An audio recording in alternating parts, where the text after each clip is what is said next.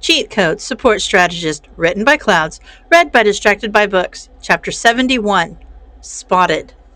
May had picked the lock on one of the supply closets to give them some privacy while Izuku hacked his way into the camera systems. It had taken a little finagling to do it, but Nedzu had been teaching him a lot of cool tricks, so it didn't take him long to figure out how to connect to the camera system and get all the access he wanted. It was so much easier than hacking UA. So, if I were a pair of hero students, where would I be? Their class was coming here to buy stuff for their camp, right? May asked. So, maybe the sporty things store? I don't think that's what it's called, but I'll try it, Izuku said, flipping through the camera feeds. Nope, there's Ojiro and Sato, but not who we're looking for. Where else would they be? Maybe we should just start from the main plaza and go from there. He started looking around the plaza, just scanning until he saw something promising. Is that them? Right there, by the fountain? Yeah! May leaned closer to the screen. Aw, Ochako's blushing. How cute! Izuku caught sight of something behind them and narrowed his eyes. It was just some guy in a black hoodie, but for some reason it was setting off alarm bells in Izuku's head. Hey, Mei-chan? Does that guy look familiar to you? He zoomed in on Hoodie Guy, and May frowned. I mean, kinda. His posture is pretty unique, but it's hard to tell without being able to see his face. Can you get me another angle? Sure. Izuku panned through different cameras until he found one with a good angle and zoomed in. Before he fully processed what he'd seen, he was already scrambling backward, knocking over a broom in his attempt to get as far from what was on the screen as possible. After a long moment of staring at the screen, he shot a panicked look over to May, who looked just as terrified as he was. It's the League. They're here! Hitoshi panicked and dropped his control. I am so sorry. I should have picked a different question. I didn't even think it would actually work. I can... It's fine.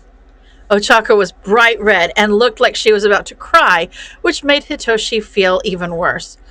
I guess, lesson learned. Create a list of questions beforehand, right?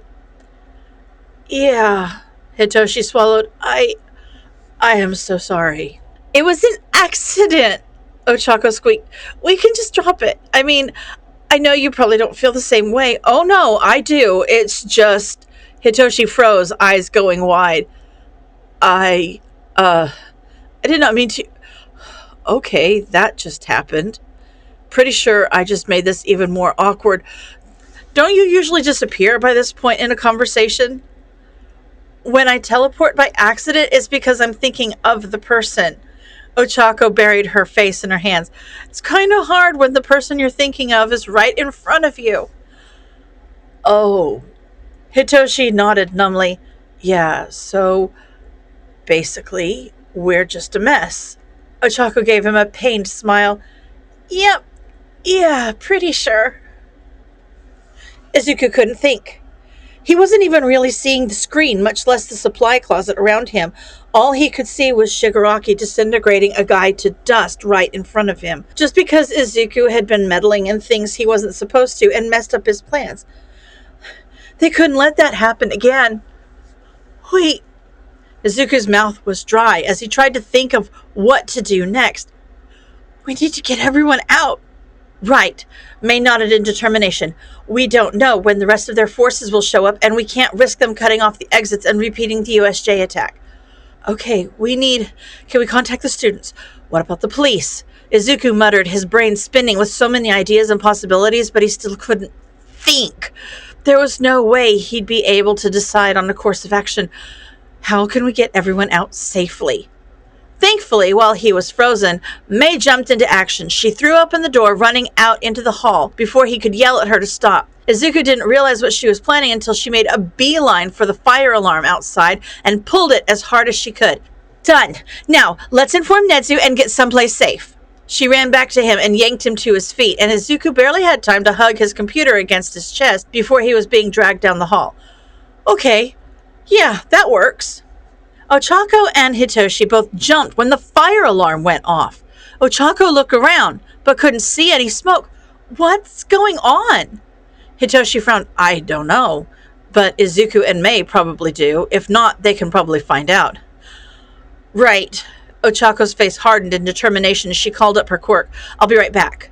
The world tilted and she ran to catch up to Izuku and Mei, who were running down an alley just outside of the mall. Do you guys know what's going on? Why are you out here instead of inside? Izuku shot her a glance, but he had a phone held up to his ear and stayed focused on his call as Mei filled her in. We caught sight of Shigaraki on the security cams. Izuku's on the phone with Nedzu right now to get heroes on the way in case it turns into a full-scale attack. Ochako gulped. So not just a fire drill? No, Mei replied gravely. Not just a fire drill. Izuku hung up the phone and turned to Ochako. You've got anchors on everyone in Class 1A, right?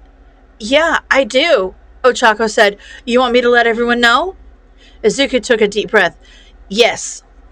Tell everyone that Nedzu's authorized us to help with evacuation, but not combat. If you see Shigaraki or any other villains, just run. Got it? Got it, Ochako confirmed.